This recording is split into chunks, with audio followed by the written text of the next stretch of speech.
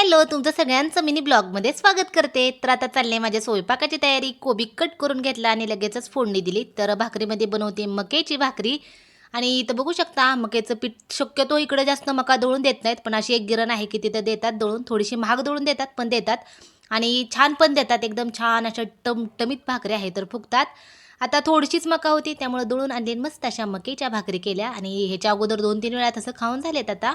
आणि जास्त करून चपातीच असते, भाकरी थोडी कमीच केली आता खायची. तर इथं बघू शकता मस्त अशी मक्याची आपली टमटमीत अशी भाकरी तयार झाले.